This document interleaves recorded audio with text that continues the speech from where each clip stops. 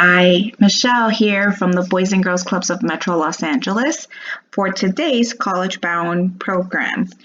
Today's workshop is around the financial aid award letter. So at this point, we've already covered what financial aid is and how to apply. We've also covered how some of those terms get interpreted and what they mean. And now we're going to take a closer look at what happens after you submit your FAFSA and you start getting ready to make a decision about which college will be the best fit for you. So the way that this process works is obviously you complete your FAFSA, that's first and foremost. Immediately after you complete your FAFSA, you will get a student aid report, also known as a SAR.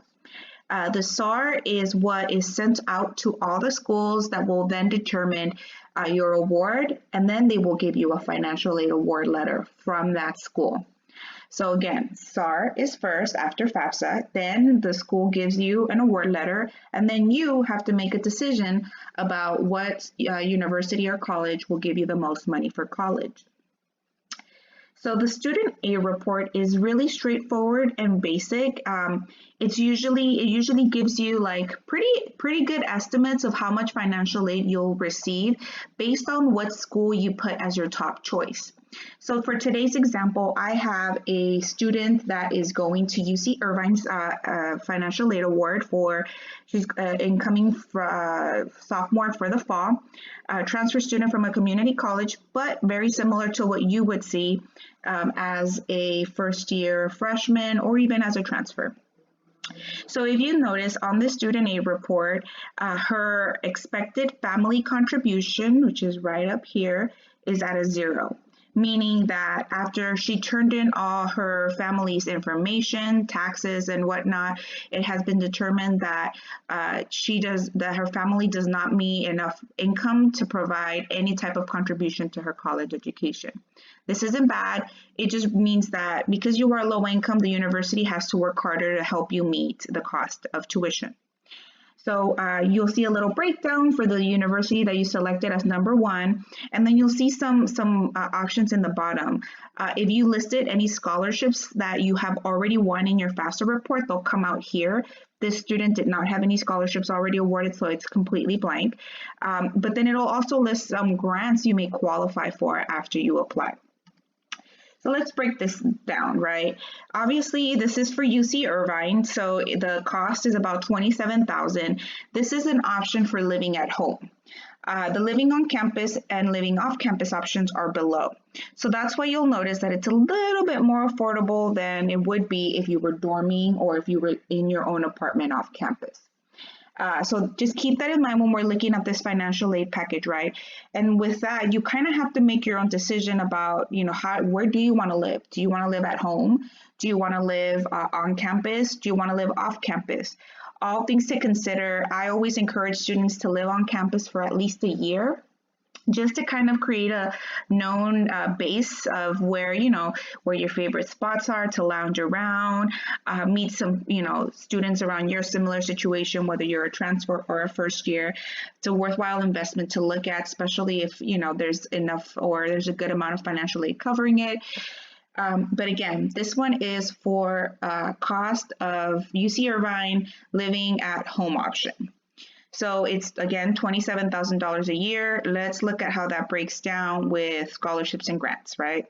So again, if you put down your scholarships, they should appear on your SAR. If you don't put that on here, they will not appear, but you are required to report scholarships and grants to universities. Now, unfortunately, this does mean that they might take away some grants in order to cover to take away what you won in scholarships.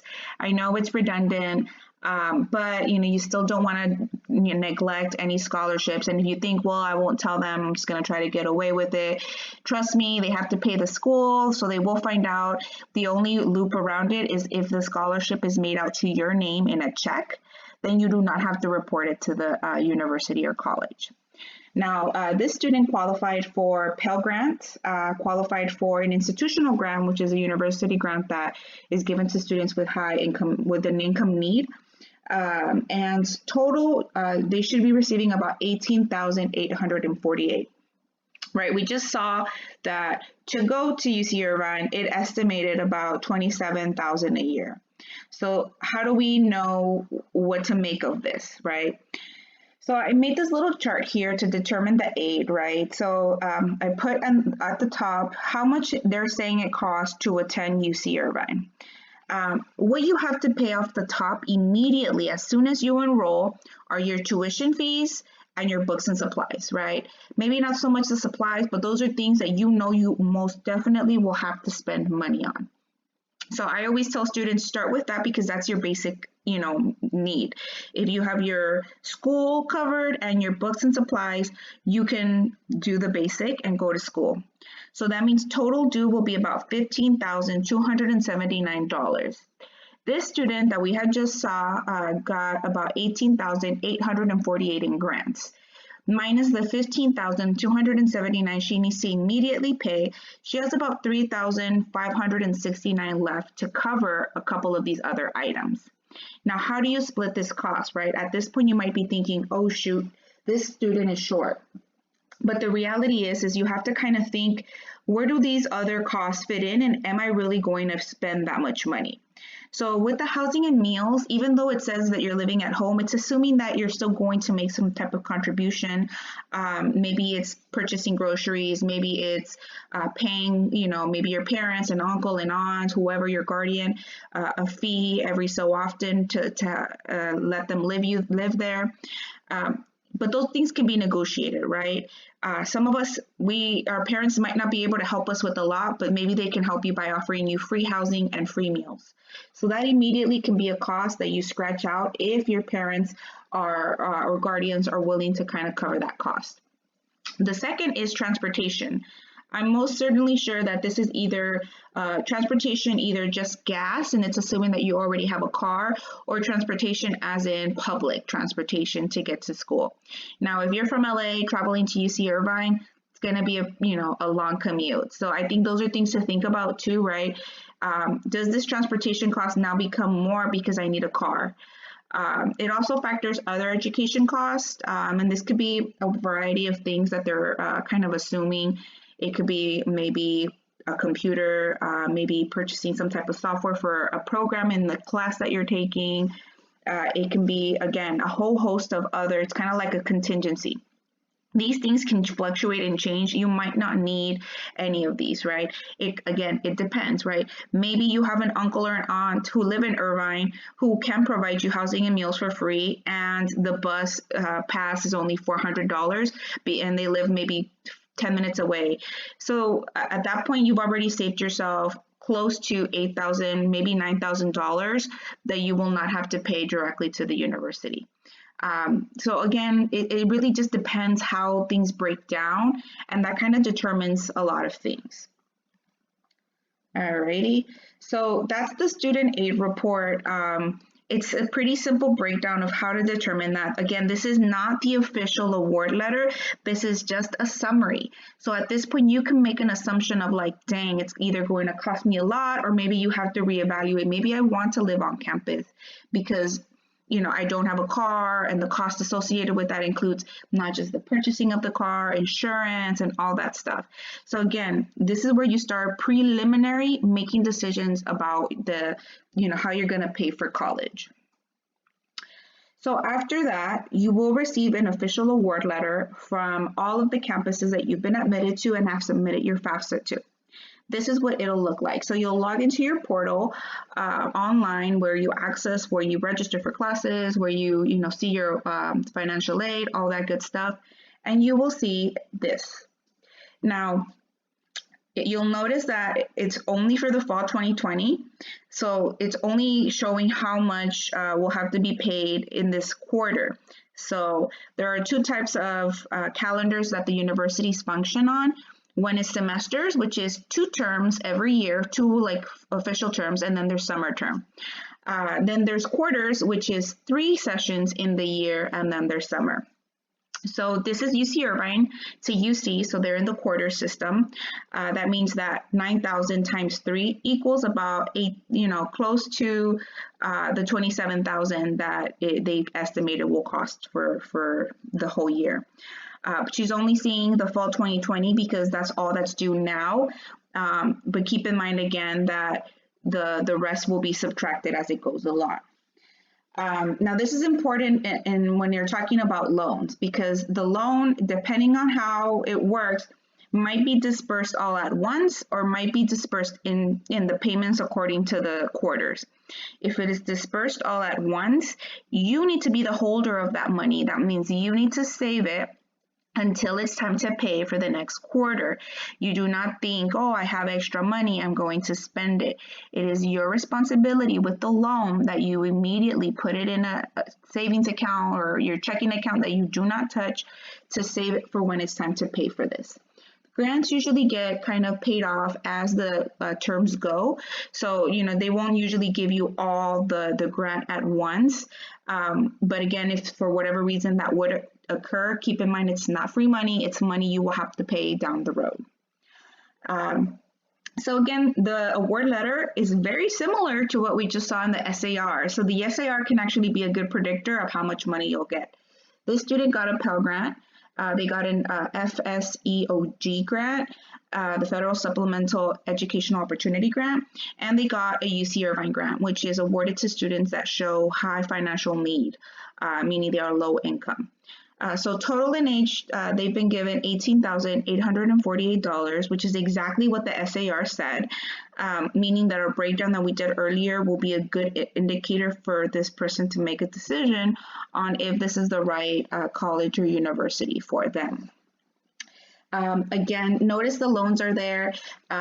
They've been offered, but when we did our breakdown, it was about $15,000 that the student needed just to sit in the classes and go to school. Didn't take into account how they would get there, didn't take into account their housing. This is where the loans come into play, right? So if, for example, the student decided, hey, I need to buy a car, that's going to be my transportation, that could technically be considered a payment, but think about the long-term ramifications, right? Maybe they take the $5,000 loan out to buy a 2020 car, and that's the down payment, but now they have to make monthly payments. How will they make these payments? The insurance is going to be paid either all at once, and it's going to be like about $1,000, or it's going to be paid monthly. How will you pay for this? Maybe you buy a more sensible option, a used car that costs you about that. You can get a lower insurance rate. Again, there's a lot to think about, and these are things that kind of start spinning your wheels. And then once you've reviewed that, you'll get it from all your schools, even though we just reviewed one here today. You have to make the final decision, right? So maybe the student applied to UC Irvine, Cal State Fullerton, a few other campuses. They have to make the call, right? And you have to consult your experts. Maybe that's your counselor, maybe it's your parents or guardians, maybe it's your mentors, right? Really think, can my parents help me out with something? Maybe your parents have an extra car that they can loan you to get to school. Maybe the best decision is for you to live on campus and just switch your financial aid package to on campus and maybe get a loan out so that you can at least live there until you figure out your car situation. Really think about all the factors. Maybe you know that if you live at home, you will not be able to do what you need to do academically to stay focused. These are all the factors you need to think about. And the other piece I would say kind of consider is, I know sometimes I get students who are like, oh my God, I got admitted into my, dream school. It's a big name. I really want to go, but they've been awarded nothing but loans. Again, I always think that if you have to get a loan for a good investment like an education, do it. But also, again, think, what is this going to do for me?